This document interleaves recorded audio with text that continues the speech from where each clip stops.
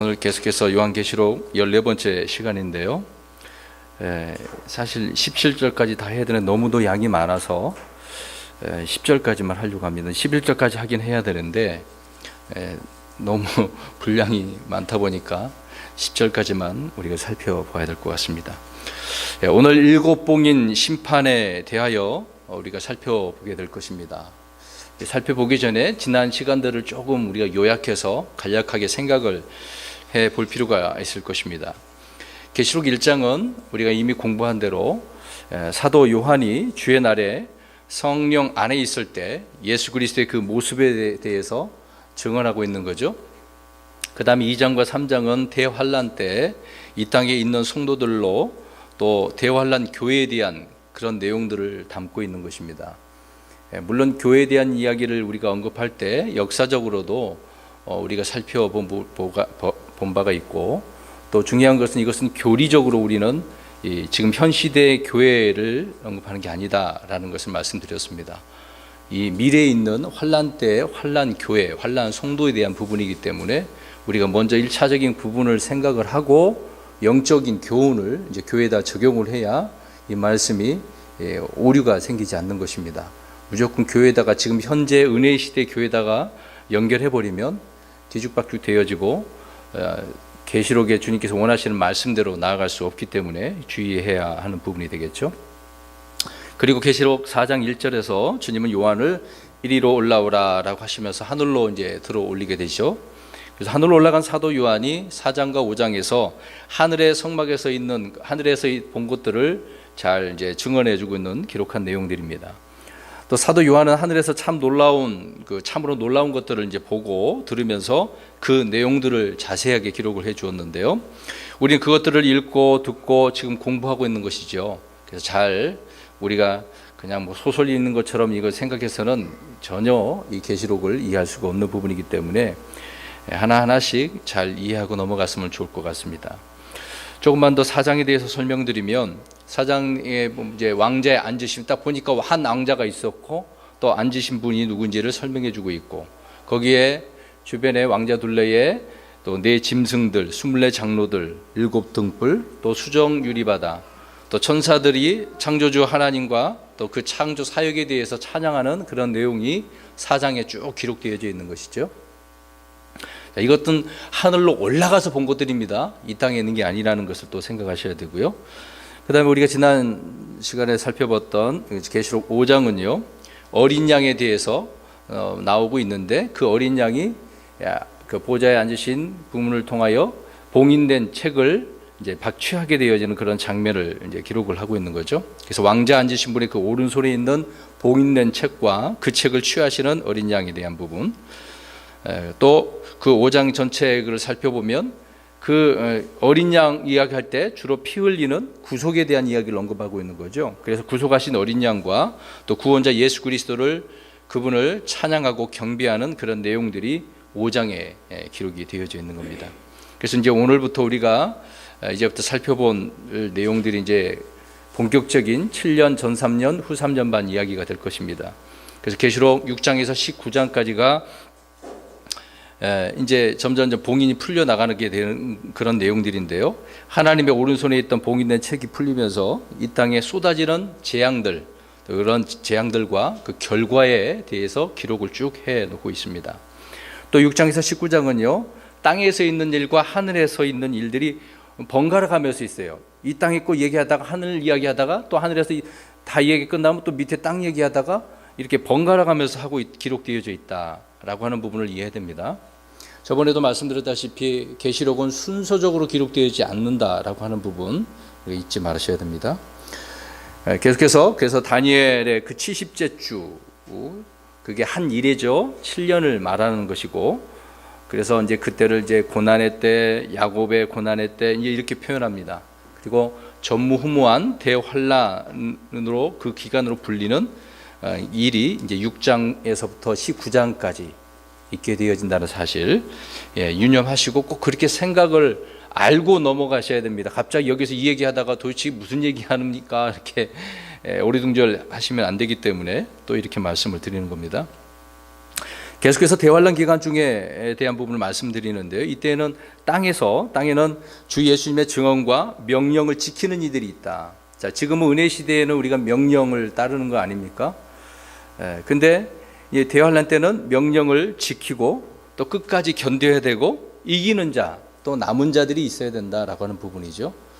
환란 때 이런 부분이 때문에 많은 사람들이 죽고 또 견디지 못하고 죽으면은 천년왕국에 들어가지 못하게 되겠죠. 그들은 최후에 이제 지옥 먼저 들어가고 나중에 불옷으로 들어가게 되어지는 그런 일이 있게 되어지는 겁니다. 아무튼 대환란 기간 동안에는 명령을 지켜야 되고 또 주님을 믿어야 되겠죠. 끝까지 견뎌야 되고 도망 다녀야 되고 그런 위치에 있는 것입니다. 또한 이때 계시록 15장 2절에도 보면은 짐승의 표를 거부하고 형상에게 경배하지 않고 오직 이제 또 그 수를 이기는 자들 666 그 수를 이겨야 되는 그런 내용들이 뒤에 후반부에 많이 기록되어 있지 않습니까? 그래서 대환란 기간이 쉽게 넘어갈 일은 아니거든요. 우습게 생각할 일이 아닌데 많은 이들이 이 환란 통과에 대한 부분을 많이 생각을 하고 있습니다. 이 극심한 환란을 어떻게 견디려고 견딜 사람이 있겠습니까? 그냥 쏟아져서 붓기만 하면 죽는 그런 상황에 있는데 오늘 내용들이 그런 내용들이 여기 나와 있습니다. 참 이제 뭐 첫 번째 말, 두 번째 말 이렇게 나오잖아요. 그 순서대로 가면 갈수록 고립되어지는 그런 상황이 있기 때문에 그렇습니다. 말씀드린 것처럼 대환란 속에서도 남은 자들이 있고 이기는 자들이 있다라고 하는 부분이죠. 이 대환란 때는 짐승이 성도들을 이기는 것을 그래서 허락받게 되어집니다. 계시록 13장 7절이죠. 이제 허락받게 되어지니까 얼마나 많은 사람들이 죽겠어요. 또 그때 이제 용이 진노해서 이스라엘 시중에서 남은 자들을 멸하려고 하죠. 그러나 남은 자들을 죽일 수는 있어도 이길 수는 없다라고 계시록 12장 11절에 말씀을 하고 있는 것입니다. 바로 그것이 환란 성도들이죠. 불신자 환란 가운데 불신자들도 많겠지만 환란 가운데도 주님을 믿는 그런 자들이 있다라고 하는 부분입니다. 그래서 대환란 때 유대 땅에서 이제 그 페트라라고 하는 이제 에돔 지역 쪽이죠. 그쪽으로 도망간 일부 그 유대인들이 있습니다. 이들은 주님께서 지켜주시죠. 네, 뒤에 또 말씀드리겠습니다만은 아무튼 이들을 42개월 동안 하나님께서는 그들을 이제 부양해 주십니다. 그러니까 후 3년 반이 되는 것이죠. 또 그러나 이제 산으로 도망가는 무리들도 있을 겁니다. 페트라로 못 가고 산으로 도망간 사람, 예수님께서 산으로 도망가는 그런 이야기도 하셨죠. 또 그 다음에 산으로 도망가지 못하고 여기저기 뿔뿔이 흩어져 도망간 유리 방황하는 그런 무리들도 있게 되어진다라고 이야기하죠. 그러니까 여러 군데에서 전 세계적으로 흩어져 숨어 있는 그런 부분을 알 수가 있습니다. 그러니까 거의 대부분이 짐승의 표를 받고 형상하게 경배를 하게 되겠지만 자기 목숨을 아끼지 않고 기꺼이 죽임을 당한 그런 사람들도 있습니다. 이제 그 환란 때 예수님을 영접하고서 믿고 난 다음에 이게 진리다라고 이제 말씀에 순종하려고 하는 사람들, 그래서 죽는 믿음 때문에 죽는 자들이 발생한다라고 하는 부분이 있습니다. 그 부분도 나중에 계속해서 우리가 살펴볼 것이고요. 또 계시록 7장 14절에 보면 여기 이제 구원받은 무리들이 굉장히 많이 나옵니다. 14만 4천 명도 또 있고요. 이제 여럿이 이제 그런 내용들이 많이 기록되어 있습니다. 이렇게 말씀드린 내용은 우리가 지금 6장을 이해하는 차원에서 지금 말씀을 드리고 있다라고 생각하시면 되겠습니다. 여러분 대환란 재앙 중에서도 아까 말씀드린 것처럼 남은 자들이 있고 명령을 지키는 자들이 있다고 하지 않았습니까? 근데 이들이 예수 그리스도의 증언을 가진 자들이 있다라고 하는 부분입니다. 증언. 예수 그리스도의 증언을 가지고 있다라고 하는 부분인데요. 지금 현재 우리는 구원의 날 받아주시는 때에 지금 이렇게 살고 있는 거 아니겠습니까?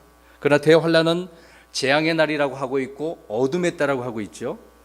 근데 이때를 곧 이제 주의 날은 이교도들의 때라라고 또 성경을 말씀을 하고 있습니다. 예수계열 30장 3절 말씀 그냥 제가 읽을게요. 이는 그날이 가깝기 때문이니 곧 주의 날이 가깝기 때문이라. 그것은 구름 낀 날이요 이교도들의 때가 되리로다. 이 7년 동안에 엄청난 이런 이교도들의 득세하는 그런 일들이 있겠죠. 그래서 요엘서 1장 15절에 보면 요엘은 슬프다 그 날이요. 이스라엘 백성들이 물론 불신자들 흩어져 있는 많은 사람들 둘째치고 이스라엘 백성들 한해서는 엄청난 일이 있기 때문에 슬프다라고 이야기하고 있는 거죠. 또 요엘서 2장 11절에 가서 보면은 이때 이제 주님께서 자신의 말씀을 집행하시는 때가 바로 크고 심히 두려운 날이라고 언급을 하고 있는 거죠. 그러니까 구약이나 신약이나 이 마지막 때 될 일에 대해서 미리 예언해 주고 있다라고 하는 부분이죠. 우리가 그냥 읽고 넘어간 부분은 많이 있지만 계시록을 우리가 살펴볼 때 다 우리가 연관돼서 이해를 해야만 하는 부분이 되겠죠. 또 아모스 5장 8절에도 보면 주의 날은 어둠이요 빛이 아니다, 그렇게 말씀하고 있습니다. 지금은 빛으로 우리에게 함께 하셨고, 물론 세상은 어둠이지만 우리를 통해서 세상을 비추도록, 그리스도인을 통해서 세상을 비추도록 하지 않았습니까? 근데 환난 때는 그게 아니라는 얘기가 되겠죠. 또 아모스 5장 20절에서는요, 주의 날은 어둠이 아니겠느냐, 그것은 빛이 아니니라, 심지어 너무 어둠으로 그 날에는 밝음이 없지 아니하겠느냐. 아예 이제 어둠 가운데 있게 되어지는 부분을 선포하고 있는 내용의 말씀이죠. 여러분, 주의 날이라고 하는 것은 대환란의 그 날이기 때문에 교회가 뭐 공중으로 들림받는 이것이 뭐 복된 소망의 날일로 생각하는 사람도 있어요. 그게 아니죠. 우리는 그리스도의 날, 우리 그리스도인은 그리스도의 날, 또 이때는 주의 날, 이것 또한 우리가 분별을 좀 해야 될 그런 부분이 될 것입니다. 그 다음에 요한계시록에서는 주의 재림과 이 땅 위에 쏟아질 재앙에 대해서 4번에 걸쳐서 반복으로 기록되어 있습니다. 예수님께서 이 땅에 초림으로 오셨을 때 사복음서에 다 기록되어져 있지 않습니까? 오신 그런 내용들을요. 그렇게 복음서를 초림에 대한 부분 4번으로 걸쳐서 이렇게 반복되어 기록되어져 있듯이 예수님께서 다시 오시는 이 땅에 이제 재림하는 그런 부분이 되겠죠. 역시 4번에 걸쳐서 반복적으로 기록되어져 있다라고 하는 부분입니다. 왜 이렇게 말씀드리냐면 아까도 잠깐 말씀드린 것처럼 계시록을 순서적으로 시간 배열적으로 이렇게 생각하다 보면 이렇게 생각을 하게 되어지는 겁니다. 그러면은 그렇게 해석을 하다 보면은요, 그 아마겟돈 전쟁이 4번이나 있는 내용이에요. 원래 전쟁은 몇 번 있는 겁니까? 한 번인데 이런 식으로 해석하면 4번을 전쟁을 해야 되는 그런 이야기가 나오거든요. 그 내용이 이제 여러 번 이제 기록되어져 있습니다. 그러니까 계시록 9장 15절 16절이 아마겟돈 또 이야기를 하고 있는 거예요. 왜 이 이야기하는지 좀 잠깐 설명드릴게요. 그 다음에 16장 12절에서 16절이 또 아마겟돈 전쟁 이야기고 나오고 있고요. 17장 13절 14절이 그렇게 나와 있고, 그 다음에 19장 15절도 아마겟돈 전쟁에 대한 이야기를 하고 있는 겁니다. 자, 그러면 이따가 또 설명을 드리겠습니다만은 보세요. 지금 우리가 6장서부터 무엇을 심판하고 있는 겁니까? 7봉인이잖아요. 그럼 이 7봉인이 언제서부터 이제 펼쳐지느냐, 그 얘기가 되지 않겠습니까? 6장 전체는요, 시작 그쪽 부분서부터 하나씩 이렇게 풀려 나가는 것입니다. 그러니까 7년 때까지 7번에 걸쳐서 한 번에 다 풀려 나가는 그런 내용이거든요. 그러니까 6장은 전체가 전 3년 반, 후 3년 반 다 이야기를 하고 있는 그런 내용입니다. 포함되어져 있는 그런 이야기죠. 물론 앞에서 또 분야별로 나눈 그런 부분이 있는데 6장은 전체가 그렇게 되어 있습니다. 그러니까 7봉인이 7년 그 기간 동안에 하나씩 풀려지는 그런 내용이라는 거죠. 그러니까 뭐 1년 아니 뭐 1개월 풀고 2개월째 풀고 그 내용이 아니라는 겁니다. 7년 그 기간 내에 7봉인이 그렇게 풀린다는 얘기예요. 그래서 아마겟돈 전쟁에 대한 부분이 그렇게 되어져 있는 부분을 여기저기서 반복적으로 기록되어져 있다라고 하는 것을 생각을 하셔야 된다는 겁니다. 그래서 우리가 이 요한계시록 4장부터 19장까지는 어떻게 살펴봐야 되냐면 주제별로 순서적으로 이렇게 직선적으로 이렇게 풀려져 있는 게 아니라 이게 병렬식 구조로 되어져 있다라고 하는 부분입니다. 그래서 이제 그 어린 양의 진노가 땅에 쏟아지는 장면이 오늘 살펴보지 못하지만 다음 주에 6장 16, 17절 그 내용을 이제 언급하고 있죠. 그 다음에 11장 18절, 14장 19, 10절과 19절에 이 어린 양의 진노가 나와져 있습니다. 이 진노는 언제 그러면 있겠습니까? 어린 양의 진노는 7년 끝부분에 가서 있는 이야기거든요. 중간에 있는 게 아니라, 그러면 이미 앞에서 이루어진다고 한다면 끝나는 거잖아요. 천년왕국이 바로 와야 되는 거잖아요. 그래서 이 부분을 말씀하고 있다라고 하는 부분입니다. 그래서 우리가 4장부터 9장, 19장까지는 주제별로 하나씩 우리가 살펴봐야 된다라고 하는 부분입니다. 너무 더 길게 설명하면 또 헷갈릴 수도 있어서 이것만 더 말씀을 드리려고 합니다. 자, 그러면 오늘 6장 전체 개요를 살펴보고 1절씩 우리가 살펴볼게요. 첫 번째 봉인이 1절, 2절이 이제 열리게 되지 않습니까? 그때 이제 흰말 탄 자가 활과 관을 받는 장면이 나옵니다. 그러면 이 흰말 탄 자가 또 누구냐? 또 그런 얘기가 나오겠죠. 좀 이따가 말씀을 드리겠습니다. 그 다음에 3절, 4절은 두 번째 봉인인데요. 붉은 말 탄 자가 이제 나오는데, 이 붉은 말 탄 자는 큰 칼을 받는 장면이네요. 근데 이 자가 화평을, 땅에서 그 화평을 제거하는 그 역할을 감당하고 있네요. 그 다음에 5절, 6절은 세 번째 봉인인데 저울을 받는 장면입니다. 이 앞에서는 활, 관 받고 그 다음에 큰 칼을 받는데 저울을 받네요. 뭐 뜬금없이 이게 도대체 무슨 이야기일까? 이따 또 말씀드리겠습니다. 하여튼 이 저울을 받는 자는 검은 말을 탄 자다라고 이야기합니다. 이때는 이제 기근이 전 세계적으로 있게 되어지는 이야기가 되겠죠. 이것이 바로 전 3년 반에 해당하는 이야기입니다. 그러니까 세 번째 말까지 잘 표시를 해두면 좋을 것 같아요. 세 번째 말까지 전 3년 반.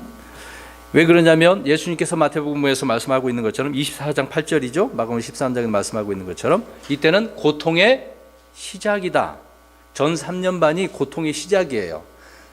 천천히 조금씩 뭔가 이런 재앙이 있긴 하지만은 갑자기 쏟아지지 않기 때문에 뒤에 이제 나팔과 이제 금병이 있지 않습니까? 그때는 후반부에 가서 왕창 쏟아지기 때문에 극심한 그때가 이제 야곱의 때가 되어지는 거겠죠. 아무튼 고통의 시작이라고 하는 전 3년 반 그렇게 생각하시면 될 것 같습니다. 그 다음에 네 번째 복인 7절, 8절이 나오는데요.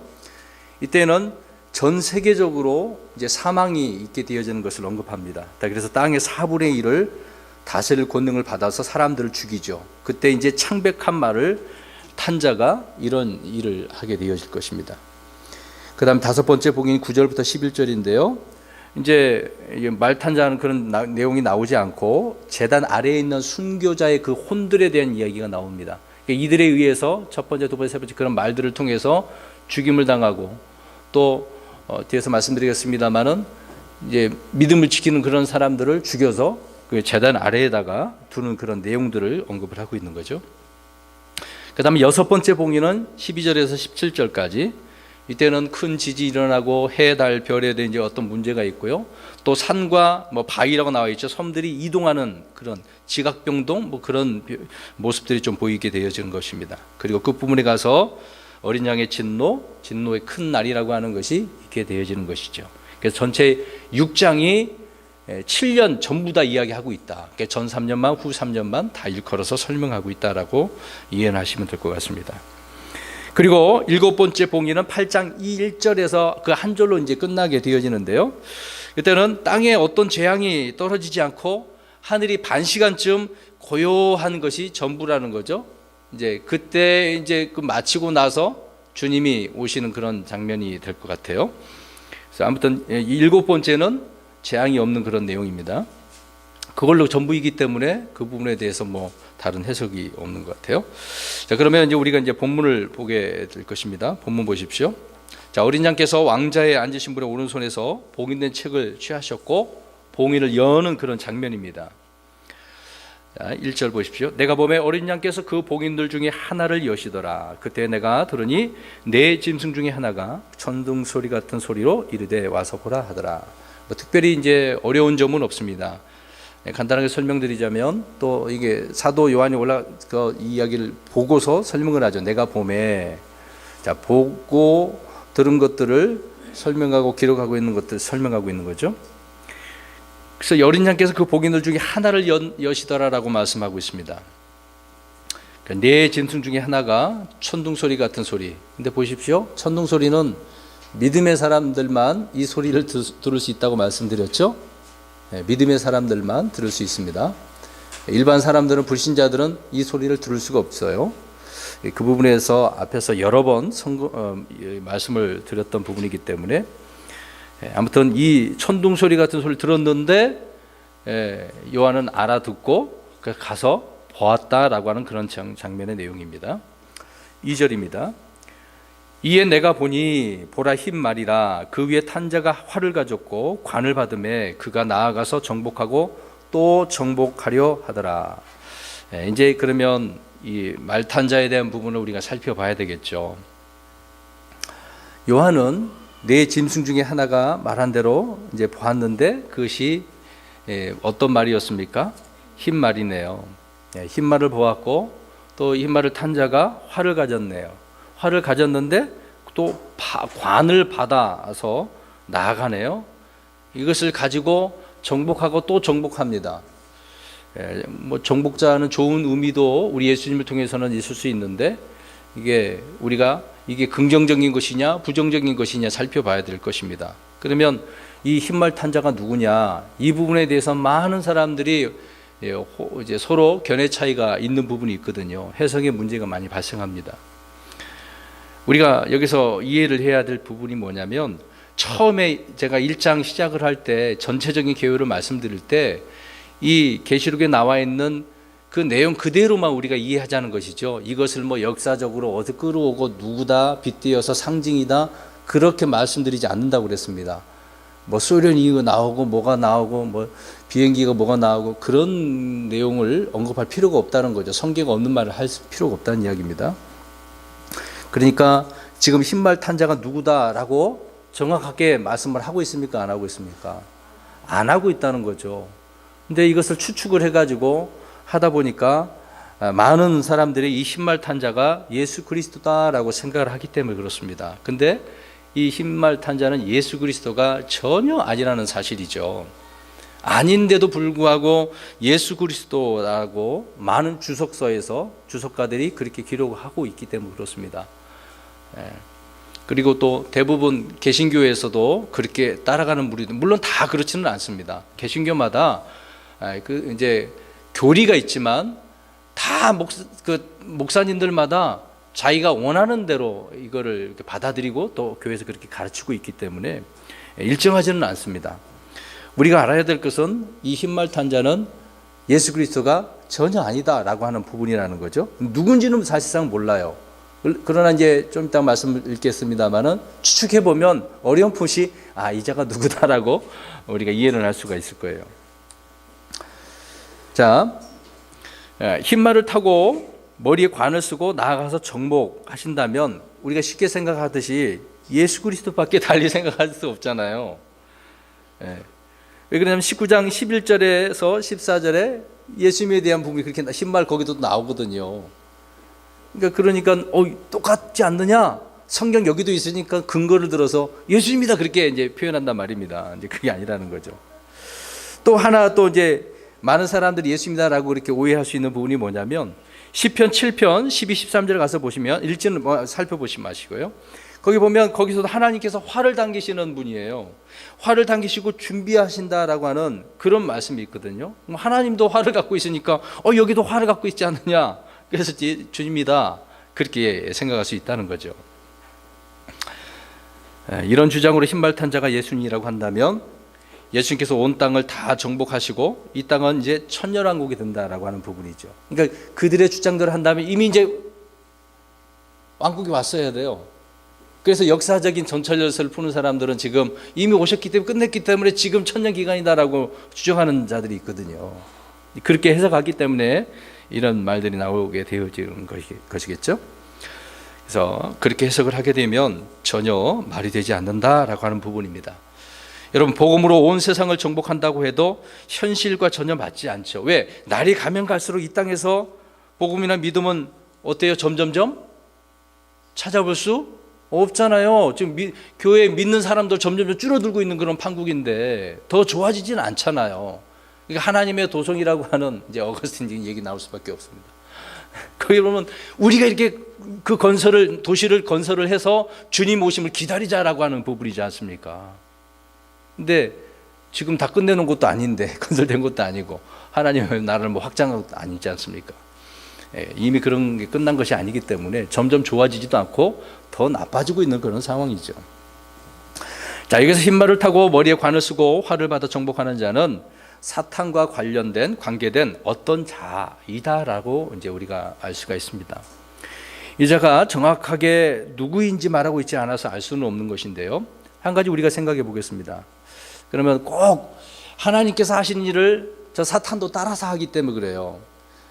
성경 공부 시간에 말씀드렸습니다만은 우리가 알다시피 하나님이 세 분이 계시지 않습니까? 근데 다 하나시잖아요. 하나님이 계시고 이제 성부 하나님, 성자 예수님, 그 다음에 아들 예수님이고 성령 하나님이 계시지 않습니까? 근데 사탄도 그래. 사탄도 자기가 하나님처럼 얘기하고 있는 것이고, 그 다음에 사탄도 그리스도가 있는데 그리스도가 아니라 뭐라고 불리죠? 적그리스도가 있다. 또 사탄도 영이 있어요, 없어요? 짐승의 영이 있지 않습니까? 거짓 영이 있잖아요. 그 사탄도 꼭 이렇게 따라서 하기 때문에 우리가 이 부분을 흰말도 잘 살펴야 된다라고 하는 부분이거든요. 그러면 사탄에게도 적그리스도가 있는데 이 적그리스도는 예수 그리스도를 흉내내고 자신을 가장하는 거예요. 다른 모습으로 변장한단 말입니다. 적그리스도는 예수 그리스도와 너무나 유사해서 사람들이 이 적그리스도를 메시아로 오해해서 이제 섬기게 되어지는 내용이 이제 7년 기간 동안에 나오게 되는 부분이 있습니다. 초반이죠. 그는 자신을 그리스도라 칭하게 될 것이고요. 또한 하나님이라고 주장하게 될 것입니다. 이런 의미에서 흰말 탄 자가 사탄과 관계된 어떤 자, 곧 적그리스도, 우리가 이제 그렇게까지 찝어서 설명할 수가 있겠죠. 오늘 본문 6장 2절에서 나오는 이 흰말 탄 자는 계시록 19장 11절에 16절에 나오는 흰말 탄 예수 그리스도와 너무도 비슷합니다. 그러나 이제 속지 말아야 되겠죠. 비슷하다고 해서 그분이다라고 생각하면 안 됩니다. 언제나 사탄은 자신을 빛의 천사로 가장하고 속이는 자이기 때문에 그렇다는 거죠. 그럼 비교해 보겠습니다. 자, 그러면 6장과 19장을 싹 펴보세요. 딱 손으로 딱 반 접고 왔다 갔다 한 번씩 하나씩 한번 보겠습니다. 장면을 나중에 또 19장 가서 자세히 살펴보겠습니다만은요. 자, 예수님은 흰말을 타고 하늘에서 어떻게 하십니까? 이 땅으로 내려오시는 거잖아요. 근데 6장에서는 어디서 등장하는 그 부분은 나오지가 않아요. 그렇죠? 자, 그러면 그 다음에 19장 12절에서 보시면 예수님은 왕관을 많이 쓰고 계시네요. 많은 왕관을 쓰셨네요. 그럼 6장에서는 왕관이 몇 개예요? 한 개를 만든 거예요. 한 개. 왕관 하나네요. 또 계시록 19장 14절에 보시면 흰말 타신 예수님 뒤로 뭐가 있습니까? 누가 따릅니까? 하나님의 군대 천사들이죠. 네. 근데 계시록 6장에서 보면은 흰말 탄 자 뒤에는 뭐가 있어요? 누가 따라온다 그래요? 이따 보면은 살펴보겠습니다만은 사망과 지옥과 기근이 따라온다 그래요. 함께 따라온다 그렇게 얘기합니다. 그러니까 그럴싸하게 이 그리스도가 아니냐 그렇게 생각할 수 있단 말입니다. 오해하지 말자는 거죠. 마지막으로 19장 15절에서는 예수님은 어떤 칼을 가지고 계셔요? 예리한 칼. 근데 6장에서는 무엇을 갖고 있어요? 칼이 아니라 활을 가지고 있네요. 전혀 모습이 다르잖아요.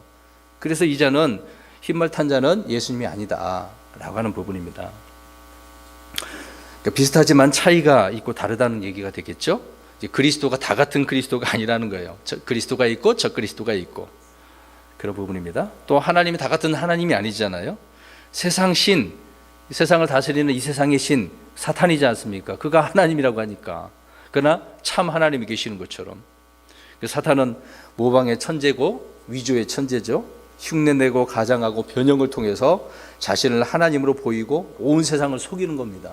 그래서 여러 방면 그런 모습으로 많은 사람들을 미혹해서 자기 자신을 섬기라고 하나님으로 경배하라고 그렇게 나오게 되겠죠. 그래서 나중에 7년 환란 기간 동안에 적그리스도가 그렇게 되어집니다. 후삼년에 와서 반에 와서 이제 유대인들과 언약을 파기하고 자기를 섬기라고 하는 내용들이 이제 그런 내용이 되겠죠.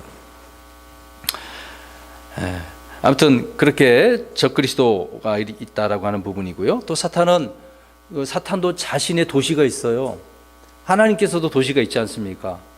모든 것을 다 따라서 해요.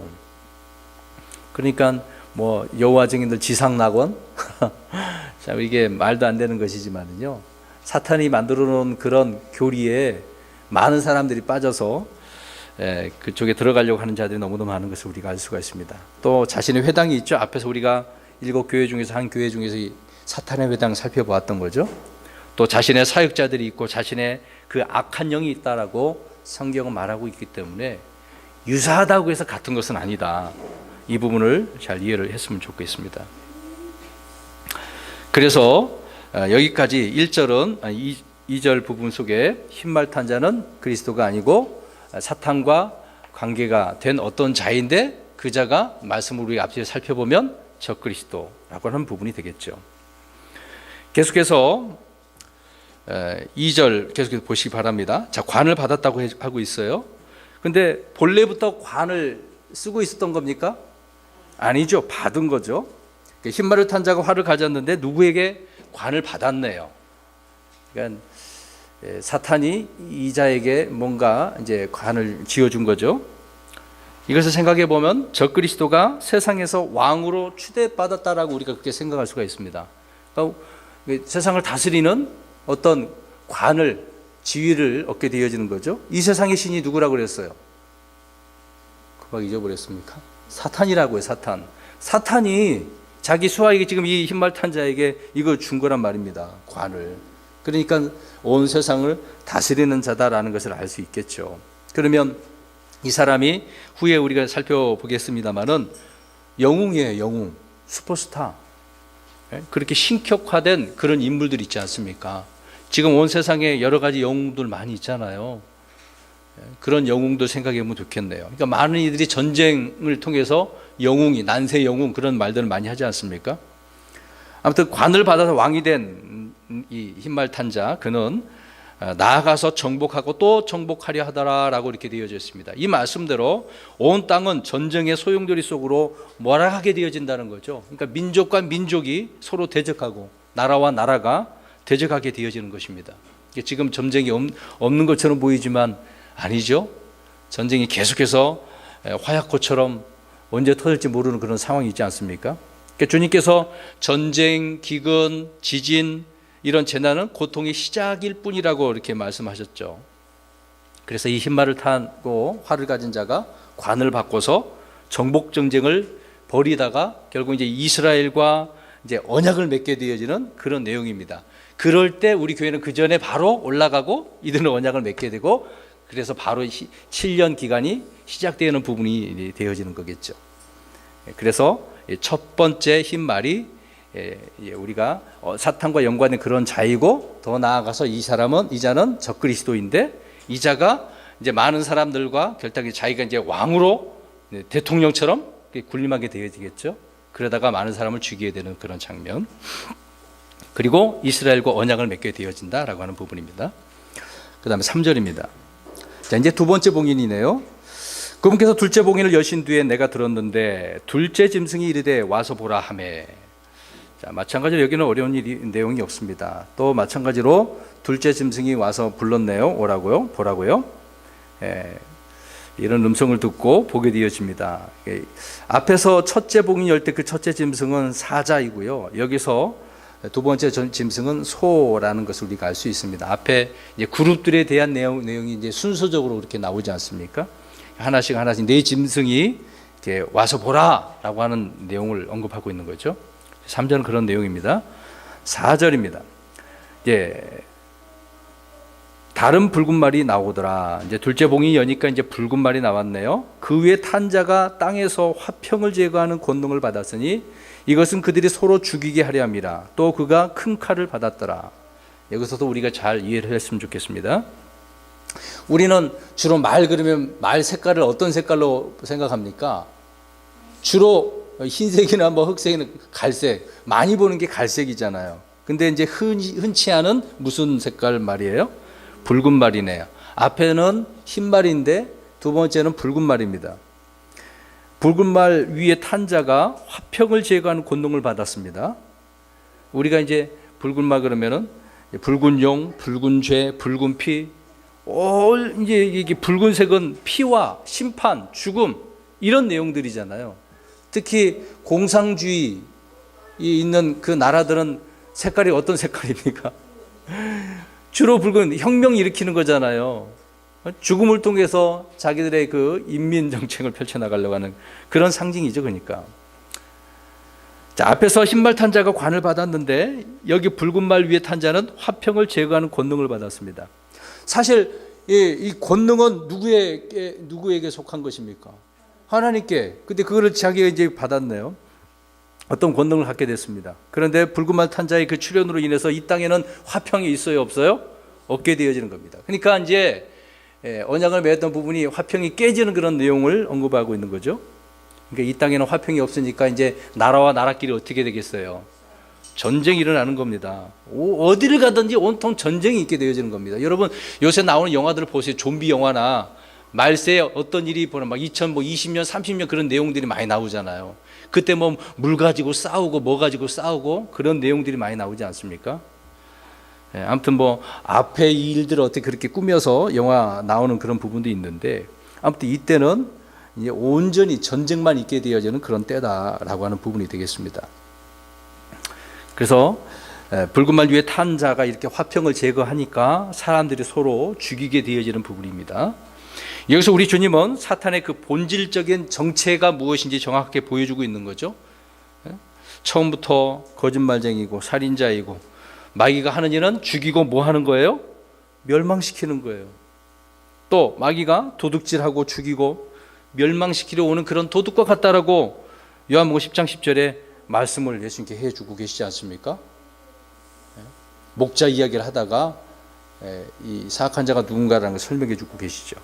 자, 그런데 사람들은 이 세상의 평안을 위해서 엄청 노력을 하잖아요. 유엔으로 결성을 해서. 이 세상의 통치자 마귀는 이렇게 화평을 제거함으로 전쟁을 통해 사람들이 이렇게 서로 죽이게 하고 있는데 여러분 인류 역사 6,000년 지금 흘렀지 않습니까? 구약 2,000년, 신약 2,000년이라고 우리가 가정을 그렇게 생각하면 그러나 계속해서 평화 조약에 설명을 하지만은 아니잖아요. 우리나라도 지금 전 세계적으로 한국하고 북한이 서로 대적하고 있는데요. 그렇다고 해서 다른 나라 전쟁이 없겠습니까? 평화는 없었어요. 대환란 때 온 세상의 나라와 나라가 이런 문제가 되어지는 부분이 되겠죠. 그러면 우리가 현재 이 땅에 평안이 있겠습니까? 없겠습니까? 유일한 화평은 어떤 화평일까요? 여러분, 주님이 주시는 우리 안에 주시는 평안이겠죠. 우리 그 구절을 좀 읽겠습니다. 요한복음 14장 27절. 제가 이 세상에 평안은 없지만 우리에게는 주님을 통해서 믿는 자들에게 평안이 있다라고 하는 사실. 저와 여러분에게 이 평안이 지금 없으면 구원받은 게 아니에요. 우리 보겠습니다. 요한복음 14장 27절. 있습니다. 14장 27절 요한복음 시작. 내가 너희에게 평안을 남기노니 곧 나의 평안을 너희에게 주노라. 세상이 주는 것과 달리 내가 너희에게 주노니 너희는 마음에 근심하지도 말고 두려워하지도 말라. 아멘. 성령님이 내 안에 들어오시면 이 평안이 있는 거예요. 평화가, 화평이. 주님은 성도들의 마음을 자신의 이런 완전한 평강으로 지키신다고 빌립보서 4장 7절에 말씀하고 있지 않습니까? 그래서 사도 바울이 골로새 3장 15절에는 하나님의 화평이 너희 마음 속에서 다스리게 하라 이렇게 말씀하고 있어요. 그렇기 때문에 이 화평은 아무도 빼앗아 갈 수가 없다. 우리에게 그리스도인에게 이게 있는 거예요. 세상 사람들은 이게 없어요. 아무리 잘 사고 돈이 많고 어떤 전쟁 기근을 대피해 땅 속에 뭘 만들어도 소용이 없어요. 늘 불안하죠. 근데 우리는 괜찮아요. 죽어도 사니까. 계속해서 4절 보십시오. 그가 무엇을 받았어요? 큰 칼을. 앞에서는 활을 받았네요. 활을 가지고 있고 관을 받았는데 이제는 지금 큰 칼을 받네요. 그럼 칼은 어떤 상징을 하고 있을까요? 무엇을 말할까요? 그 칼로 뭘 하겠습니까? 이때 죽이는 거죠. 사륙과 전쟁의 도구가 아닙니까? 붉은 말 그 위에 탄 자는 큰 칼을 받아서 이렇게 각 지역, 각 민족 그런 곳마다 다 전쟁을 일으키도록 한다라는 것을 알 수가 있습니다. 이 땅에 얼마나 많은 일들이 일어나는지 우리가 알 수 있는, 이것이 다 하늘에서 계획한 거예요, 여러분. 그냥 이 땅에서 우연히 일어난 것으로 우리가 생각하면 안 됩니다. 그러니까 지금 되어지는 일들을 보십시오. 전 세계 움직이는 그런 뉴스들을 잘 보시기 바랍니다. 대부분 거짓 뉴스들이 많은데요. 이스라엘 이야기가 나오잖아요. 그 기사 그대로 다 믿지는 말고 이스라엘이 무엇을 하고 있는 것만 잘 보시면 이해를 알 수가 있습니다. 다 하나님께서 계획하고 벌이고 있는 그런 일들이기 때문에요. 그러니까 이런 일들이 되어져야만 합니다. 그래야 우리가 7년이 오기 전에 하늘로 올라가기 때문에 그러는 거죠. 아직 오지 마십시오. 더 늦게 오십시오. 그러면 안 돼요. 이미 정해진 것이니까. 여러분, 이 땅은 그래서 하늘의 통제를 받고 있는 것이죠. 이 세상에 많은 사람들이 자유를 외치고 있지만 그들은 마귀의 속박 아래 있는 거 아닙니까? 정말 나는 자유다 그랬지만 그게 아니라는 거죠. 왜? 에베소 2장 2절에 공중의 권세 잡은 통치 잡고 지금 불순종의 자녀들 가운데서 활동하고 있는 그 영을 따라 사람들이 걷고 있기 때문에 얼마나 비참하겠습니까? 근데 알지 못하니까 그것이 안타까운 일이 되겠죠. 여러분, 우리 그리스도인이라고 한다면 누구나 이 땅에 사람만 있는 것이 아님을 알 수가 있죠. 여러분, 저와 여러분의 눈으로 영적인 것을 간파할 수 있어야 된다는 이야기입니다. 사람만 있는 게 아니라 영적인 존재들이 있다고요. 하늘에 정사들, 권능들이 있는 것처럼 또 마귀들이 얼마나 많이 돌아다니겠어요. 천사들 왜 없겠습니까? 섬기라고 하는 천사들도 많이 있겠죠. 하나님께서 사탄에게 욥을 시험할 기회를 주셨을 때 욥은 이제 까닭없이 고난을 당하게 되어지죠. 사울왕은 어떻습니까? 주께로부터 온 악한 영으로 인해서 괴로움을 당하죠.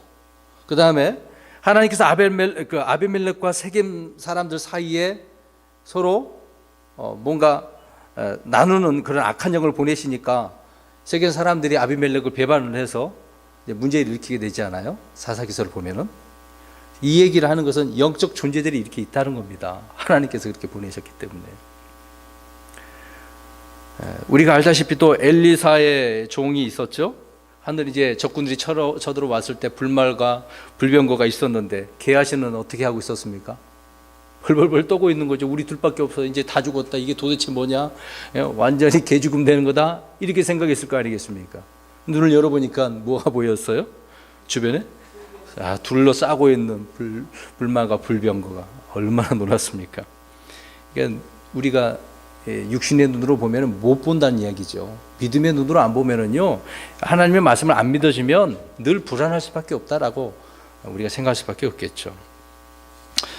그래서 아무튼 이 큰 칼을 받고서 전쟁하고 사람을 죽이는 일이 두 번째 말을 통해서 우리가 알 수가 있습니다. 그 다음에 5절입니다.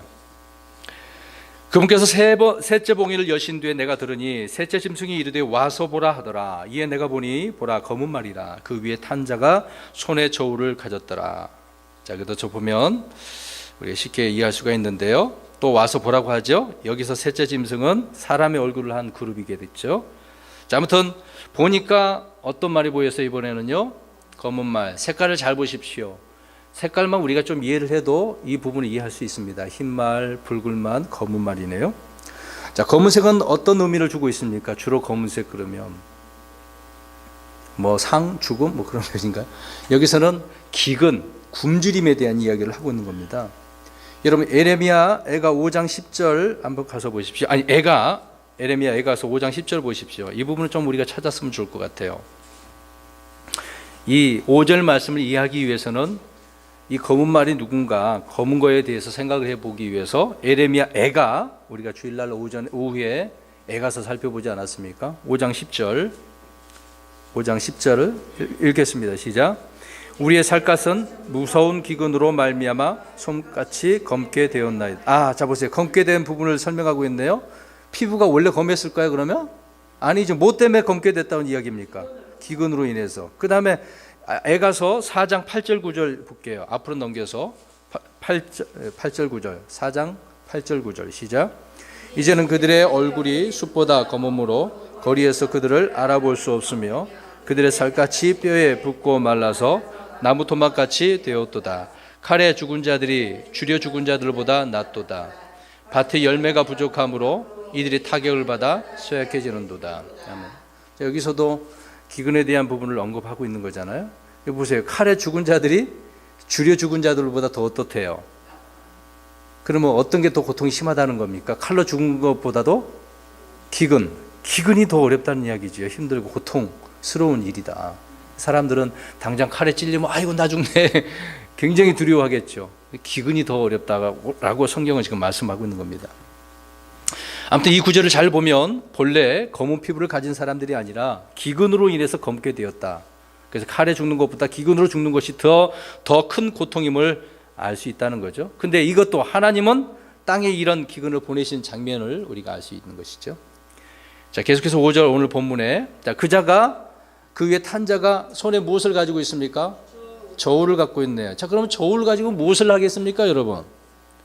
뭘 달아보는 거네요. 근데 주로 그 저울을 사용하는 사람들 누굽니까? 상인들이잖아요. 그런 의미에서 잘 우리가 이해를 하면 될 것 같습니다.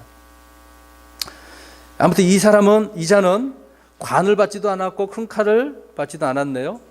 근데 그의 손에는 저울을 가졌습니다. 저울은 양식을 무엇을 사고 팔 때 재겠죠? 측량 도구이죠. 거기에 내용이 나와 있는 것처럼 밀이나 보리 이 같은 곡물을 살 때 저울로 양을 재는 것이 바로 이 저울이겠죠.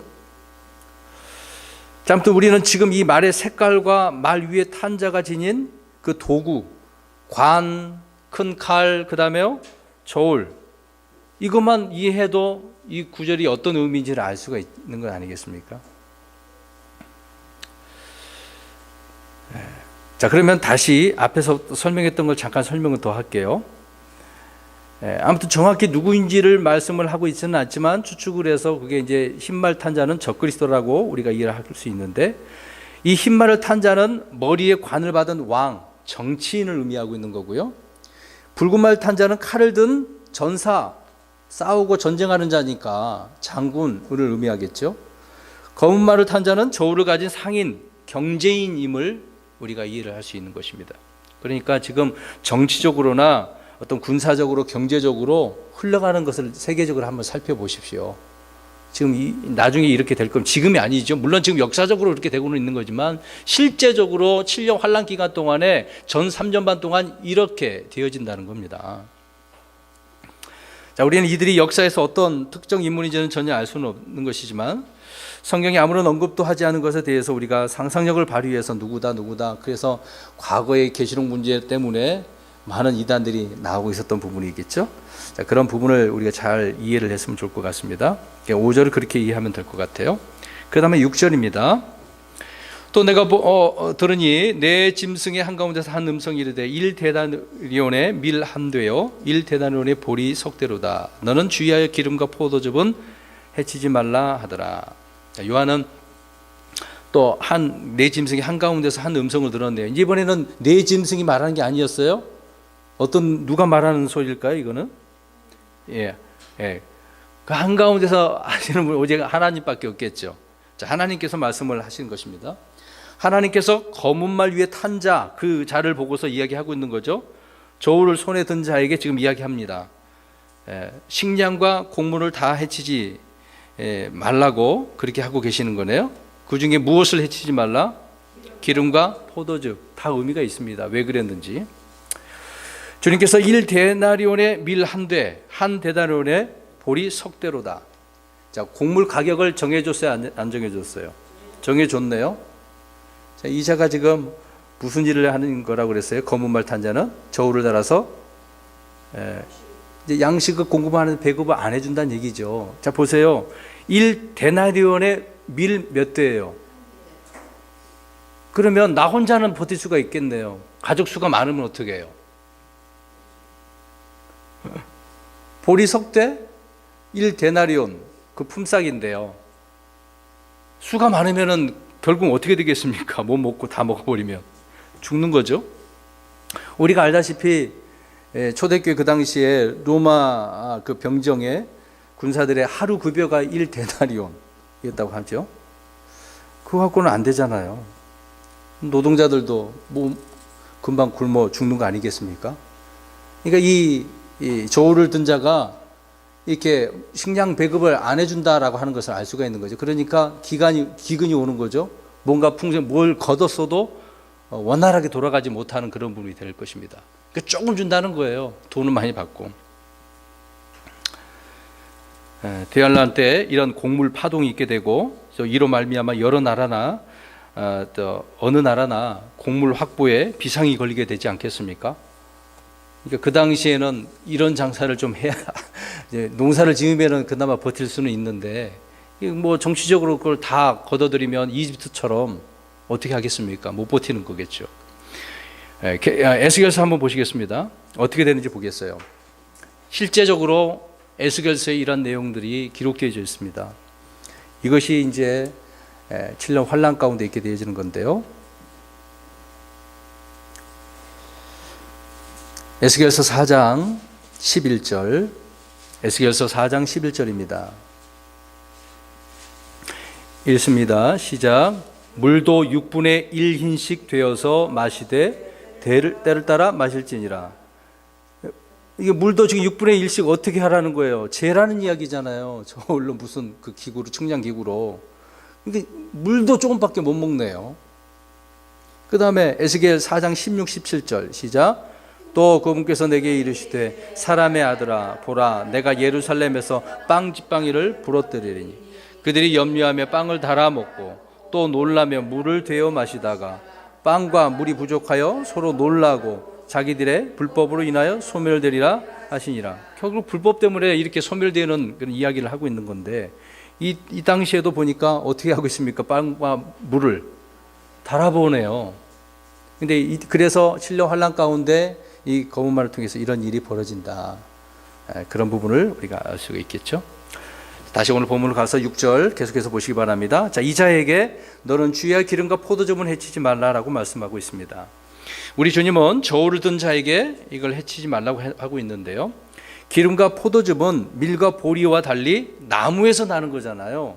밀과 보리는 어떤 이게 이게 식물인데 쌀, 보리, 밀과 같은 곡물 생산 농가, 그러니까 그런 농가는요 흉작으로 피해가 치명적일 수는 있잖아요. 그런데 나무는 그렇지 않겠습니까? 나무에서 난 이 기름과 포도즙은 그나마 하나님께서 환란 때 남겨주시는 거라는 거죠. 그것을 통해서 지금 살 자는 사는 거예요. 죽을 자는 죽겠지만 이렇게 말씀하고 있습니다. 그러나 이것을 가지고 또 누구는 상당한 부를 축적하겠죠. 환란 기간에 들어가게 되어지면 지금 대기업들을 한번 보시기 바랍니다. 우리나라뿐만 아니라 전 세계에 이름 있는 1위, 2위, 3위, 4위 그런 기업들이 있지 않습니까? 그것도 유념이 우리가 잘 살펴보면 어떻게 되어가는 것을 또 알 수 있습니다. 지금 구글도 많이 문제가 있는 거 아시죠? 온 세계의 정보를 다 어디 특정한 곳에다가 전부 다 집어넣고 문제가 생기면 다 백업시켜서 돌릴 수 있는 정도로 구글은 이미 다 해놨다고 합니다. 근데 이걸 따라가지 못했던 우리나라 삼성 여러 가지 어떤 이야기가 있었는데도 제가 그런 얘기를 들은 것 같아요. 근데 구글은 이미 그런 일들을 지금 준비해 놓고 있는 거죠. 엄청난 일을 생각을 하고 계획하고 있는 그런 기업들이 굉장히 많습니다. 아무튼 여기서 언급한 이 말씀대로라 한다면 대환란 때 만약 지금 구원받지 못한 사람들은 농사를 지어도 무엇을 해야 될까요? 어떤 씨 뿌리는 것보다도 과수원을 하는 게 좋아요. 과수원. 그들에게 힌트가 되겠죠. 우리는 상관없는 일이겠지만 아무튼 그런 일이 앞으로 오게 되어지는 부분입니다. 그렇게 생각하시면 될 것 같아요. 그 다음에 7절입니다. 그분께서 넷째 봉인을 여신 뒤에 내가 들으니 넷째 짐승의 음성이 이르되 와서 보라. 또 넷째 짐승이네요. 여기서 넷째 짐승은 독수리 그룹이 되겠죠. 넷째 봉인을 열 때는 이제 거의 이제 전 3년 반의 기간이 끝나고 이제 후 3년 반의 기간에 접어드는 그런 장면이 되는 것입니다. 전 3년 반은 주님께서 고통의 시작이라고 하셨죠. 그래서 전쟁과 기근과 지진이 있다라고 마태복음 24장 8절에 언급을 하고 있어요. 그게 고통의 시작이니까. 지금 앞에서 지금 언급한 내용들이 다 뭐였습니까? 무엇이 있었던 거죠? 벌써 다 잊어버리셨어. 금방 설명을 했잖아요. 전쟁이 있고 기근이 있고 또 지진이 있는 그런 내용이 기록되어 있습니다. 그러나 후 3년 반은요, 이 땅의 사람들에게 직접적으로 재앙들이 임하는데요. 이건 전무후무하죠. 그래서 후 3년 반 동안에 아까 페트라에 숨겨져 있는 도망간 그 유대인들, 또 산으로 도망간 유대인들, 그러한 자를 주님께서는 42달 동안, 그래서 42개월 나오잖아요. 그 다음에 1260일 그렇게 내용이 있죠. 또 그때 동안 이 재앙으로 내린 이 시기에 그들을 이제 보호하고 있는 그런 일들이 생기게 되어지는 것이죠. 자, 그런 내용들이 이제 후 3년 만의 대형 내용이 이제 오늘 금방 우리가 넷째 봉인에 대해서 살펴보게 되는 것입니다. 그 내용을 하고 있는 거예요. 그래서 이제 8절입니다. 이에 내가 바라보니 보라 창백한 말이라. 이제 또 한 말이 나오네요. 그 위에 탄 자의 이름은 사망인데 지옥이 그와 함께 따라다니라. 이제 사망이라고 이제 이름이 있는데 뭐가 따라다녀요? 지옥이. 잘 유념해 두시기 바랍니다. 또 그들이 땅의 4분의 1을 다스릴 권능을 받아서 칼과 굶주림과 사망과 땅의 짐승들로 죽이더라. 이렇게 말씀을 하고 있네요. 자, 보니까 창백한 말이었다고 설명을 하고 있습니다. 자, 이번에는 이 말의 색깔이 있어요, 없어요? 없어요. 앞에는 색깔이 있는데 이번에는 색깔 문제가 아니죠. 그 말의 상태를 설명해 주고 있는 겁니다. 살찐 것도 아니고 창백하다라고 말씀을 하고 있네요. 자, 창백하다라고 하는 말이 뭐 굶어서 그런 것인지 아니면 본래 그런 것인지는 모르겠습니다. 나쁜 흉하게 생긴 것은 창백하다라고 우리가 그렇게 표현하지 않습니까? 이집트에서 요셉이 꿈을 해몽할 때도 풍년, 흉년일 때도 이런 말을 언급한 적이 있었죠. 근데 창백한 말 위에 탄 자의 이름이 처음으로 여기서 언급되고 있는데 그 자의 이름이 뭐라고요? 사망이라고 이야기합니다. 그 이름이 사망이고 또 지옥이 그와 함께 따라다니고 있네요. 아까도 이제 계시록 19장 가서 우리가 살펴봤는데 예수님 뒤에는 누가 따라온다 그랬어요? 천군 천사들, 그렇죠? 군대들이 따라오고 있는데 여기는 사망, 죽음이 따라오네요. 지옥이. 자, 사망은 여러분 사망은 육신의 죽음에 관련된 것이잖아요. 사망 그러면 죽는다. 대부분 누구나 다 그렇게 생각하고 있는 거잖아요. 근데 지옥은 누가 가는 거예요? 지옥은 그러면 사람이 죽었어. 그럼 지옥은 뭐가 갑니까? 사람의 몸에 있는 부분 속에서. 영혼 몸이잖아요.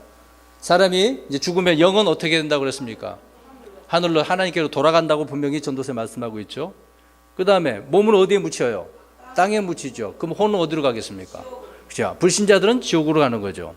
우리 믿는 자는 어디로 갑니까? 우리 혼은 셋째 하늘 낙원으로.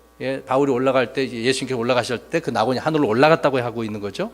원래는 낙원이 땅에 있는 겁니다. 그래서 뒤에 또 언급하겠지만은 아브라함의 품 이야기 나오죠. 나사로 이야기가 그게 낙원 땅에 큰 구렁텅이 있어서 갈 수도 없는 그런 내용이잖아요. 그런 부분. 그래서 지옥은 죽은 자의 혼에 관련된 부분이지 않습니까?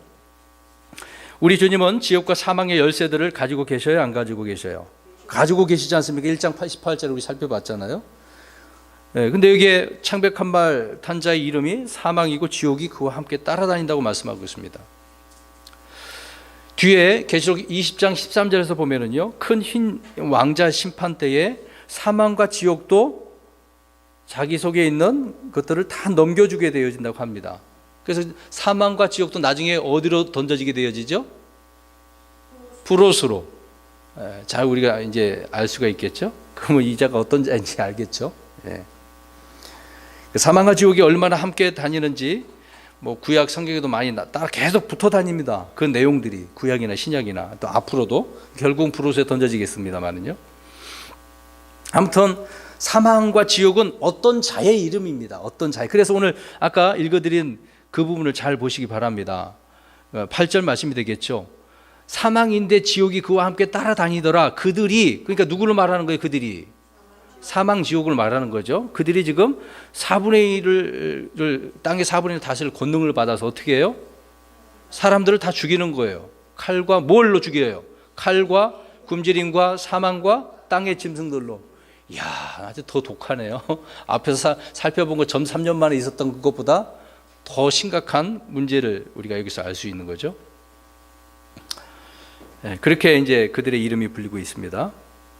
네, 주님은 이러한 이 자들은 사망 죽이는 자잖아요. 요한복음 8장 44절에 마귀를 어떤 자라고 부릅니까? 살인자.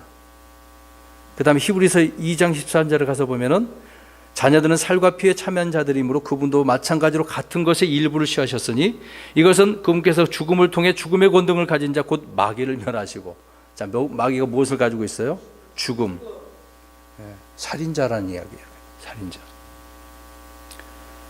그래서 그의 이름은 사망. 곧 사탄을 이야기해주고 있는 거죠. 근데 뭐 이자가 어떤 이제 사탄에 의해서 뭔가 또 이것을 받은 것이니까요. 자, 예수님은 가룟 유다를 일컬어서 요한복음 17장 12절에 어떤 아들이라고 그랬습니까? 멸망의 아들. 후에 우리가 이제 9장 11절에 살펴보겠습니다만은 그 내용을 보면요, 그것들을 다스리는 왕이 그것들에게 있었는데 그는 바닥 없는 구덩이의 천산이라. 그의 이름은 히브리 말로 아바돈, 그리스 말로 아폴리온. 들어보셨죠? 그가 이제 땅에서 올라오거든요. 근데 우리가 가룟 유다가 죽을 때 어디로 갔다고 그래서 사도행전 보면 나와요. 사도행전 대부분 사람들이 그걸 논란이 있습니다. 가룟 유다가 지옥에 갔느냐 어디 갔느냐, 어디 갔을 것 같아요? 예전에 공부했잖아요.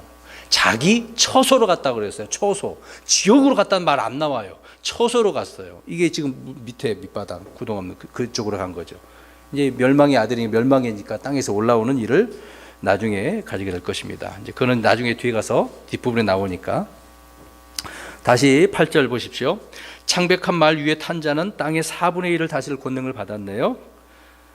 그래서 사망과 지옥은 칼과 굶주림과 사망과 땅의 짐승들로 많이 죽이네요. 그러니까 이 재앙은 전 세계적인 것이 아니라 어느 특정 지역, 4분의 1이니까 이제 어떤 지역인지는 모르겠습니다. 주로 이제 가나안, 팔레스타인 그 주변이 거기 아니면 그 주변 아닌가, 아니면 특정 어디 지역이 되겠죠. 그렇게 생각하시면 되겠네요. 이사야 28장 15절을 보시면 너희가 말하기를 우리가 사망과 언약을 맺었고, 자, 이스라엘 백성들이 무엇과 언약을 맺었어요? 사망과 언약을 맺고 또 지옥과 합의를 맺었은즉. 참 놀랄 일이네요.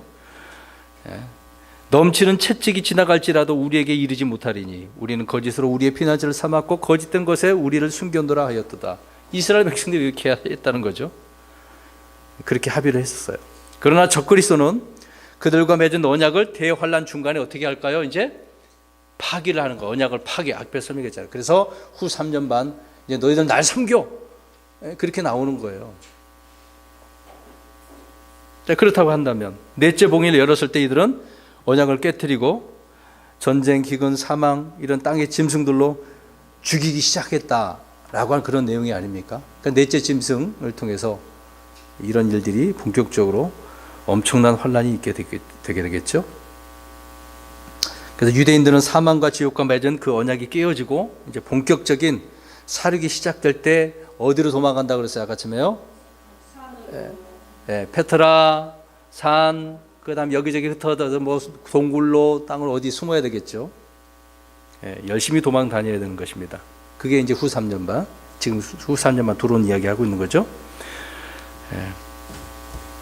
창백한 말 위에 탄 사망이 땅의 짐승들로 이렇게 사람을 죽인다고 한다면 이 짐승은 사자나 호랑이, 표범 같은 늑대 같은 맹수일까요? 이제 여기서 우리가 생각해 봐야 됩니다. 짐승들로, 땅의 짐승들로 죽인다고 그랬잖아요. 땅의 짐승이 그럼 뭘까? 땅의 짐승이 뭐 막 4발 날리고 2발 날리고 뭐 그렇게 생각하면 안 되겠죠. 우리가 좀 생각해 볼 필요가 있는데요. 여기서 땅의 짐승들이 뭐냐? 메뚜기와 쥐 같은 것들이라고 우리가 이해할 수가 있습니다. 성경에 이제 메뚜기 그런 이야기를 우리가 알 수 있죠. 이것들이 들판을 덮치면은 양식은 금방 없어져 버려요. 그럼 기근이 오겠죠. 그다음에 쥐들이 불어나게 돼서 설치게 되어지면 각종 전염병이 돌아다니게 될 겁니다. 짐승들에게는 그런 질병들이 얼마나 많습니까? 그래서 중세 무슨 병이 있었습니까? 페스트라고 하는 흑사병으로 인해서 엄청난 많은 사람이 죽었죠. 지금도 뭐 사스, 또 메르스 그런 얘기가 뭐 이렇게 나오겠습니까? 근데 지금하고 이때하고는 비교가 안 됩니다. 못 고쳐요. 지금은 어떻게든 뭐 특별 조치해가지고요. 그때는 그런 것도 없어요. 그냥 죽는 겁니다. 병에 걸리면. 이런 죽음이 땅의 몇 분의 1? 4분의 1. 엄청나게 죽네요. 엄청나게 죽습니다. 첫째, 둘째, 셋째 봉인은 전 세계적으로 일어난 일이고 이제 넷째 봉인은 아까 말씀드린 것처럼 어느 특정 지역에서 일어나는 것이다. 넷째 봉인은 전 3년 반과 후 3년 반을 이렇게 나누는 아주 기묘한 사건이 되는 것이죠. 그래서 그때가 후 3년 만 시작되는 재앙이다라고 우리가 알 수 있습니다. 자, 9절 보겠습니다. 오늘 본문 9절입니다. 그분께서 다섯째 봉인을 여신 뒤에 내가 제단 아래에서 하나님의 말씀과 자기들이 간직한 증언으로 인해 죽임을 당한 자들의 혼들을 보았는데, 자, 이제 넷째 봉인 다 끝나고 갑자기 다섯째 봉이 열렸는데요. 이제 말을 달리고 나는 그런 사람이 없어요. 그런 자가 없습니다. 자, 여기서 다섯째 봉인을 열었을 때 주님께 열으셨는데 요한은 이전과 달리 아무 음성도 듣지 않죠. 왕자 둘레에 있는 어떤 짐승도 와서 보라라고 그런 말도 하지 않습니다. 이런 의미로 보면 다섯째 봉인은요, 이 땅에 쏟아지는 재앙을 보여주는 것이 아니라 이제 재앙 후에 환란 때 이 땅에서 죽은 성도들의 혼들을 보여준다는 겁니다. 이제 그 당시에도 이런 어려움이 있어서 온전히 믿으려고 하지 않겠습니까? 도망 다녀도 지금 들키는 사람도 있을 거 아니에요. 잡힌 사람도 있을 거 아닙니까? 그럼 그런 성도들을 어떻게 하겠냔 말이에요. 적그리스도가. 그 얘기를 하고 있는 겁니다. 자, 대환란 때 많은 혼들이 죽습니다. 불신자들은 말할 필요도 없고요. 믿는 자들이 엄청나게 죽습니다. 666 많은 그런 베리침 이야기 하잖아요. 그거는 이제 환란 때 이 일이니까 우리랑 전혀 상관없는 일이지만 아무튼 그런 걸로 인해서 먹고 살기도 힘들고 또 본격적으로 적그리스도가 이제 자기 경배 안 하면 죽이기 시작하니까 표가 없으면 그냥 죽는 거거든요. 그래서 어딘가로 도피하거나 숨지 못한 성도들은 결국 거부하다가 목배임을 당하게 되어지는 겁니다. 순교자가 되는 거죠. 그래서 다섯째 봉인을 열었을 때 요한은 제단 아래에서 하나님 말씀과 자기들이 간직한 증언으로 인해서 어떻게 됐다고 이야기하고 있어요. 이들이 죽였다고요. 그들이 죽어서 어디에 지금 있는 거예요? 아직? 지금 제단 아래에 있다. 제단 아래에. 근데 보세요. 제단은 지금 세워졌습니까? 안 세워졌습니까? 세우려고 하고 있는 거잖아요. 지금은 안 세워져 있지만 나중에 세우려고 하지 않습니까? 근데 나중에 세워질 것이고, 유대인들은 거기서 율법에 따라 희생물을 드리고 경배를 드리려고 하지만 배반당해갖고 이제 믿는 자들이 거기서 죽게 되어진 내용이죠. 그러나 그 성전은 적그리스도가 말씀드린 것처럼 자신을 높이고 하나님으로 경배하도록 하기 때문에 많은 사람들이 거기서 죽게 되어진다. 자, 그러면 아까도 잠깐 설명 들었습니다만은 혼이 어디로 간다고요? 지금 죽으면 어떻게 되는 거예요, 혼이? 영은 하늘로 가고 하나님 품으로 가고 몸은 이 땅에 묻히고 혼은 지옥이나 낙원에 가는데 대부분 이제 지옥에 가겠죠. 그러면 환란 때 성도들은요? 환란 성도들 죽으면 어떻게 되냐 말이에요.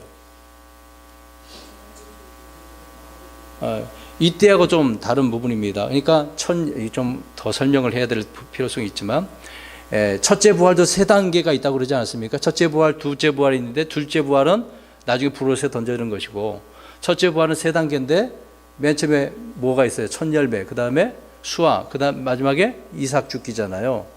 예수님께서 처음 일어났을 때 첫 열매들, 구약 성도들이 일부가 많은 성도들이 예수님과 함께 살아나서 올라갔다라고 하는 부분이 있지 않습니까? 그 다음에 본격적으로 우리 믿는 자들이, 지금 현재 믿는 자들이 죽고 부활하는 자들이나 성도들은 수학에서 휴게에서 올라가는 거고, 그러나 그렇지 못했던 환란 성도들이 이삭 죽기에 들어가는 거게 되겠죠. 그들이 그러면 이때 죽었어, 죽임 당했어, 목이 베어서 제단 아래에 있어. 그러면 그들의 혼이 어디 있겠습니까? 제단 아래에 있는 거예요 지금요. 왜 그럴까요? 부활, 그때도 이제 부활하게 되어지는 부분이 있는데 부활이 언제 일어나겠습니까? 7년 끝부분에 가서 어느 시점에 부활하기 때문에, 그래서 그들의 혼은 지금 목을 베어져서 제단 아래에 있는 그런 이야기를 지금 하고 있는 거죠. 그걸 이해하시라고 잠깐 그 말씀을 드리는 겁니다. 그러니까 영혼 몸을 이해 못하면 성경에 여기저기서 자꾸 문제가 생겨요. 그러면 이걸 누구를 말하는 가, 뭘 말하는 걸까 이해가 안 되는 거겠죠. 그러나 우리 그리스도인들은 죽어도 상관은 없겠죠. 바울도 오히려 빨리 죽어서 주님 앞에 가는 것을 사도 바울이 원하지 않았습니까? 그럼에도 불구하고 이 땅에서 맡겨진 사역이 있었기 때문에 온전히 믿음으로 감당하는 사람이었던 거죠. 빌립보서 1장 21절에 내게는 사는 것이 그리스도시요 죽는 것이 이득이다 그랬잖아요. 그러면 이 말씀 죄송한 이야기지만 지금 우리가 죽는 게 어떻겠습니까? 이득이죠. 왜? 죽으면 바로 가니까. 근데 지금 살아 있어서 우리에게 또 어떤 하나님의 뜻이 있는 것이고, 또 살아서 우리가 휴거하면 얼마나 좋겠습니까? 금상첨화죠. 여기서 죽는 것이 이득이라고 하니까 누구는 미쳤다라고 할 수도 있겠습니다. 그럼 살아있는 동안 열심히 주를 믿으면 되는 것이니까요. 그렇게 이해를 우리가 했으면 좋을 것 같습니다. 아무튼 환난 성도도 휴거하게 된다. 부활하거나 휴거하게 되어지는 부분이죠. 우리 그리스도인만 휴거하는 게 아닙니다. 은혜의 시대에 우리가 휴거하겠지만 환난 성도도 부활하거나 휴거한다는 걸 잊지 마셔야 돼요. 그러니까 잘 나눠서 우리가 성경을 이해를 해야 됩니다. 그러니까 대환할 때 주 안에서 죽은 자들은 복이 있다라고 성경은 말씀을 하고 있습니다. 계시록에 그렇게 말씀을 하고 있는 거죠. 그러니까 그들도 믿고 부활하거나 휴거하니까 다행인 것이죠. 그 다음에 계속해서 9절 보십시오. 내가 혼들을 보았는데, 말씀드린 것처럼 여기서 보니까 아니 혼이면 눈에 보여요, 안 보여요? 안 보이는 거잖아요. 영도 안 보이고 혼도 안 보이고 우리 몸만 육신의 눈으로 보면 그렇잖아요. 근데 지금 요한 하늘에서 지금 이 환란의 때를 하늘에서 아래를 보니까 그게 지금 보이고 있는 거죠. 그 장면이죠. 근데 혼을 이끌어서 우리가 이야기할 때 혼은 다 지금 우리 육신의 이 모습처럼 이런 구조를 가지고 있을까요, 없을까요? 없어요. 그러면 나사로와 부자가 서로 지옥 가고 낙원 갔는데 그들은 어땠습니까? 뭐가 갔어요? 혼이 갔잖아요. 그랬는데 어떻게 말하죠? 근데 어떻게 물을 찍어다가 혀에다가 달라고 찍어달라고 하죠, 아브라함에게? 몸의 형태는 있는 거죠. 혼은, 영은 그게 아니지만 혼은 그것을 다 갖추고 있는 거예요. 그래서 느껴요, 혼이. 그러니까 지옥에 들어가, 혼이 지옥에 간다고 하잖아요. 혼이 그 뜨거운 불에서 어떻습니까? 고통을 느껴요, 안 느껴요? 느끼잖아요. 그러니까 혼이라고 하는 것은 우리 지금 이 몸과 같은 모든 감각처럼 다 느끼고 있는 겁니다. 그런 부분이거든요. 아무튼 근데 요한은, 사도 요한 하늘에서 지금 이 장면을 보고 있는 거죠. 그 사실 그대로 더 이해를 돕기 위해서 더 설명을 드렸던 부분입니다. 자, 아까도 말씀드린 것처럼 이 혼들은 왜 죽은 거라고 그랬어요? 죽은 이유가 아니 그들이 무엇을 간직하고 있는 거예요? 하나님 말씀과 자기들이 간직한 증언이 뭐 있네. 내 안에 뭔가 증언이 있는 거잖아요. 말씀도 있고 어떤 증언이 있는 거잖아요. 그분을 가지고 이것을 통해서 죽음을 당했다. 그러니까 적그리스도가 확인을 하겠죠.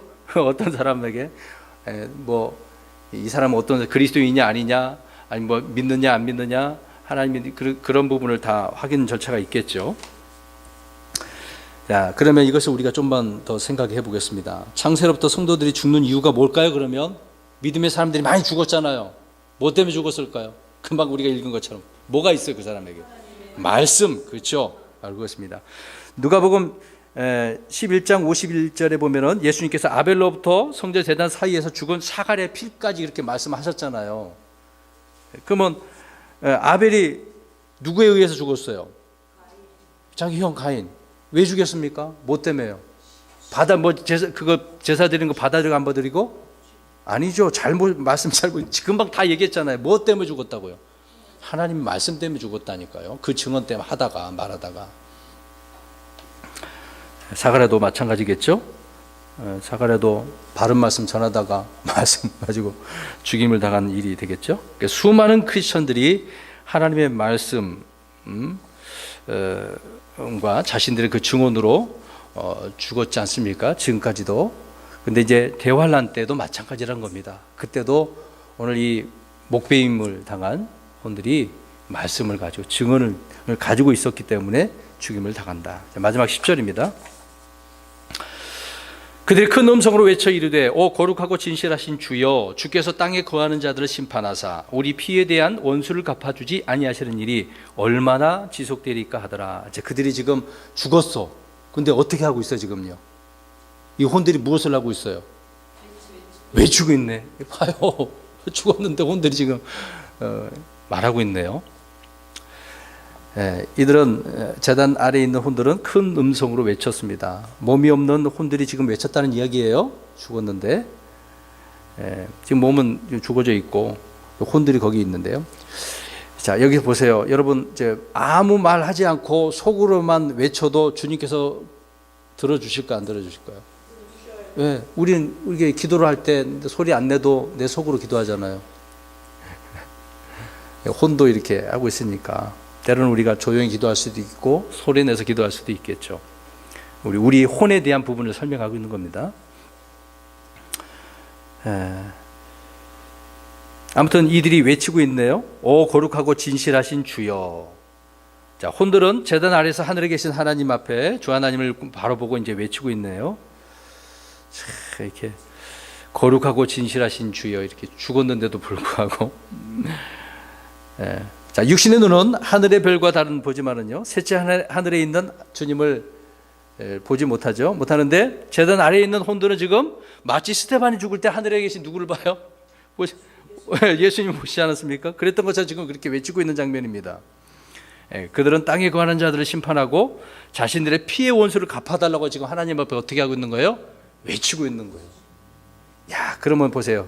여러분, 저와 여러분에게 원수가 있어요, 없어요? 그럼 그 사람 어떻게 해야 돼요? 이대로 하면 저 원수를 죽여달라 그래야 됩니까? 이 말씀 대로 하면 그대로 해야 되나요? 오해하지 맙시다. 그렇게 하라고 지금 이야기하는 게 아니에요.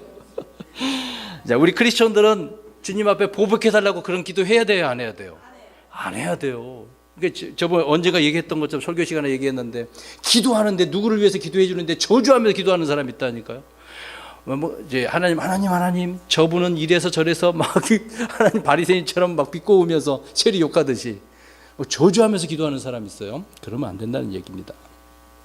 환난 때하고 지금 달라요. 지금 은혜의 시대는 그렇게 기도하면 안 되죠. 예수님께서도 자신을 못 박은 자들을 위해서 기도하시잖아요. 아버지, 저들을 어떻게 해달라고? 용서해 주십시오. 스데반이 돌에 맞아 죽으면서 뭐라 그래요? 저들에게, 이 책임을 저들에게 돌리지 마세요. 또 바울도 역시 뭐라고 합니까? 자신을 버린 사람들 향하여서 그들의 책임으로 돌리지 말게 해달라고. 이렇게 우리 신약교회 성도들은 그렇게 해야 되겠죠. 성도들을 위해서 제대로 기도를 해줘야죠. 또 나에게 원수가 된다고 해서 그들을 하나님 저 빨리 망하게 해달라고 그러지 마세요. 하나님 도와주셔서 정신 차리게 해달라고 그렇게 기도는 해야 되겠죠. 그런데 제단 아래에 있는 혼들은 원수를 갚아달라고 주께 부르짖고 있는 거네요. 이들은 자신들을 죽인 자들에게 피해 보복을 위해서 지금 기도하고 있는 내용입니다. 왜 그렇습니까? 대환란 때는요, 우리 신약 크리스천과 달리 그들은 율법 체계에 있기 때문에, 그래서 모세 율법에 신명기 말씀하고 있지 않습니까? 눈은 눈, 이는 눈에는 눈, 이에는 이, 손에는 손으로. 그래서 이슬람은 어떻게 합니까? 손에 이게 범죄했으면은 그런 나라가 있잖아요. 율법이 그런 거였거든요. 그걸로 갚아야 된다고. 그런 것처럼 환란 때에도 율법대로 살아야 되기 때문에 그렇습니다. 이 율법을 지켜야 된다고 계속 14장에 또 내용이 나와 있죠. 그래서 경륜의 때를 우리가 이해를 해야 됩니다. 신약 시대의 경륜, 이게 경륜이 여러 경륜이 있지 않습니까? 대환란 때도 이런 경륜이 나눠져 있는 부분입니다. 그래서 완전히 다르기 때문에 우리가 잘 이해를 해야 한다라고 하는 부분입니다. 아무튼 하나님께서는 이들에게 지금 만약에 그걸 잘못했다고 한다면 그 기도를 못하게 해야 되는 거잖아요. 잘못했다고 이야기해야 되잖아요. 그냥 내버려 둔다라고 하는 것은 허락하고 있는 그런 내용의 말씀인 것입니다. 자, 오늘 여기까지인데요. 더 이제 11절까지 사실 해야 되는데 11절을 더 설명하면 시간이 더 많이 지나가기 때문에 제가 10절까지만 이렇게 준비해서 말씀을 드렸습니다. 자, 오늘은 7번의 이런 심판, 봉인 심판을 말씀하고 있는데 5째 봉인까지 우리가 잠시 중반까지 우리가 살펴보았습니다. 또 우리 그리스도인들에게 해당되는 것은 아니지만 나중에 전 3년 막 후 3년 만에 있어서 이렇게 심판이 주어지면 살아남을 사람이 거의 없어요. 이제 극소수라고 봐야죠. 지금 전 세계 인구가 수십억이지만 거기에서 비하면 얼마 안 되는 부분입니다. 물론 그것을 보면은 그것도 이제 많게 되겠습니다만은요. 우리가 정말 감사해야 될 일이 이 은혜의 시대 주님을 받아들이고 구원받고 영원한 생명을 얻었기 때문에 환난에서 들어가지 않도록 우리를 이미 면해 주셨기 때문에 얼마나 감사한 것입니까? 우리 자신을 더 저 앞에 감사하시고 또 이런 은혜를 다른 많은 사람들도 경험할 수 있게 해달라고 그들을 위해서 우리가 기도하고 전도를 해야 되겠죠. 그런 삶을 살아가는 저와 여러분 되시기를 주님으로 축원합니다. 아멘. 기도.